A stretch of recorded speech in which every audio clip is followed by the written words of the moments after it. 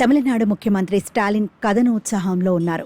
రోజుకో కొత్త అస్త్రాన్ని ప్రయోగిస్తూ వచ్చే ఏడాది అసెంబ్లీ ఎన్నికల యుద్ధంలో నెగ్గుకొచ్చి మళ్లీ అధికారాన్ని వశం చేసుకోవడం, కుమారరత్నం వారసత్వాన్ని సుదృఢం చేసుకోవడం కోసం ఆయన అహరహం శ్రమిస్తున్నారు.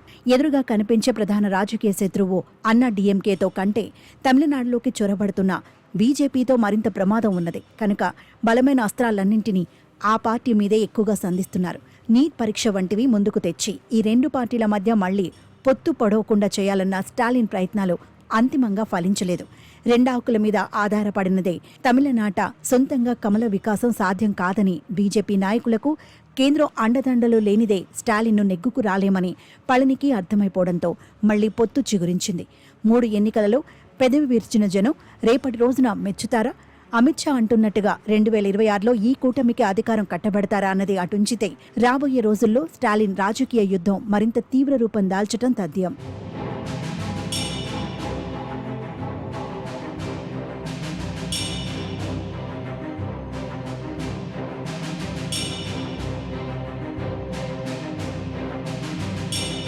తమిళనాడు గవర్నర్ ఆర్ఎన్ రవి తన చర్యలు చేష్టలతో స్టాలిన్కు చేజేతులా మేలు చేశారు. స్టాలిన్ను ఇరకాటంలో పెట్టాలని 3 చెరువుల నీళ్లు తాగించాలన్న ప్రయత్నంలో కాస్తంత అతిగా దూకుడుగా పోయి పరువు పోగొట్టుకున్నారు. సుప్రీంకోర్టు ఇటీవల ఇచ్చిన తీర్పు ఆయనతో పాటు ఆయనను వెనుకేసుకొస్తున్న బీజేపీ పెద్దలకు కూడా పెద్ద ఎదురుదెబ్బ. విపక్ష పాలిత గవర్నర్లందరికీ పెద్ద హెచ్చరిక. అసెంబ్లీ ఆమోదించిన బిల్లుల మీద నిర్దిష్ట కాల పరిమితిలోగా ఆమోదముద్ర వేయాలంటూ గవర్నర్లకు గడువు విధించిన ఆ తీర్పు ఫెడరల్ వ్యవస్థ మీద, ప్రజాస్వామ్యం మీద గౌరవం ఉన్న అందరికీ నచ్చింది. రాష్ట్రపతికి కూడా ఆదేశాలిస్తారా, హద్దులు పెడతారా అంటూ ఇప్పుడు ఉపరాష్ట్రపతి జగదీప్ ధంకర్ ఆగ్రహిస్తున్నారు. కానీ పశ్చిమ బెంగాల్ గవర్నర్గా ఆయన ఎలా వ్యవహరించారో తెలియనిదేమీ కాదు.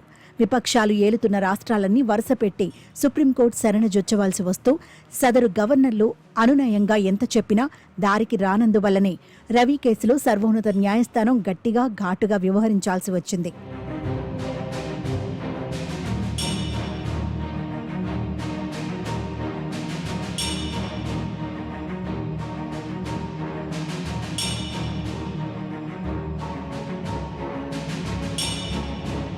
ఈ తీర్పు అందించిన ఉత్సాహం కాబోలు ఇప్పుడు స్టాలిన్ రాష్ట్రాల స్వయం సాధికారత మీద 3 సభ్యులతో ఒక ఉన్నత స్థాయి కమిటీ ప్రకటించారు. బీజేపీ ఏలుబడిలో రాష్ట్రాల హక్కులన్నీ హరించుకుపోతున్న నేపథ్యంలో ఈ కమిటీ అవసరమని, రాజ్యాంగంలోని విధి విధానాలన్నింటినీ గుదిగుచ్చి సమీక్షించి రాష్ట్రాల చట్టబద్ధ హక్కులను రక్షించడంతో పాటు సహకార సమాఖ్య వ్యవస్థను బలోపేతం చేసేందుకు దీని అవసరం ఉందని స్టాలిన్ అంటున్నారు. సుప్రీంకోర్టు మాజీ న్యాయమూర్తి మినహా మిగతా ఇద్దరికీ డీఎంకేతో ఉన్న అనుబంధం ఏనాటితోనంటో విశ్లేషణలు కూడా వెలువడుతున్నాయి. ఈ కమిటీ ఏర్పాటు లక్ష్యం తెలిసిందే కనుక అది ఏమి చెబుతున్నదో ఊహకు అందందేమీ కాదు. ఇక ఇదే రీతిలో అదే లక్ష్యంతో దాదాపు 5 దశాబ్దాల క్రితం రాజమన్నార్ కమిటీని అన్నాదురై నియమించడం, రాష్ట్రాలకు రాజ్యాంగం దఖలుపరిచిన అధికారాలు అన్నీ ఇన్ని కావంటో ఆ కమిటీ తన నివేదికలో కేంద్రాన్ని తీవ్రంగా తప్పుబట్టడం, స్టాలిన్ తండ్రి కరుణానిధి అందించిన ఈ నివేదికను ప్రధాని ఇందిరాగాంధీ తేలికగా కొట్టిపారేయడం చాలా మందికి గుర్తు. సర్కారియా, ఫోన్చీ కమిషన్ల వంటివి ఎన్ని చెప్పినా కేంద్ర రాష్ట్ర సంబంధాల్లో విప్లవాత్మకమైన మార్పులు వచ్చిందేమీ లేదు.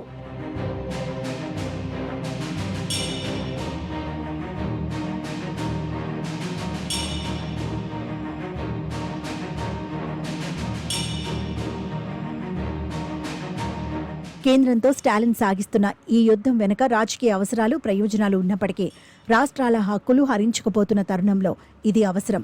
నీట్, డీలిమిటేషన్ ఇత్యాది విషయాల్లో స్టాలిన్ వాదనలు విస్తృతమైన చర్చకు అవకాశం ఇచ్చాయి. విద్య మీద రాష్ట్రాలకు ఉన్న అధికారాలను హస్తగతం చేసుకుని కొత్త విద్యా విధానాన్ని, త్రిభాషా సూత్రాన్ని రుద్దటం, వద్దు కాదు అంటున్న రాష్ట్రాలను ఆర్థికంగా శిక్షించటం వంటివి జోరుగా సాగుతున్న కాలం ఇదే. అడ్డుతోవలో సర్ఛార్జీలను తెచ్చి పన్నుల్లో రాష్ట్రాలకు అందించాల్సిన వాటాను సైతం కేంద్రం కుదించింది. Justice Joseph Kurian committee assembly ఎన్నికలలోగా మధ్యంతర నివేదిక సమర్పిస్తుంది కనుక రాజకీయంగా స్టాలిన్ లక్ష్యం నెరవేరుతుంది. కానీ అంతిమంగా వెలుగు చూడబోయే పూర్తి నివేదిక ఖచ్చితంగా కేంద్ర రాష్ట్ర సంబంధాల మీద కొత్త చర్చకు, మరింత లోతైన విశ్లేషణలకు వీలు కల్పిస్తుంది.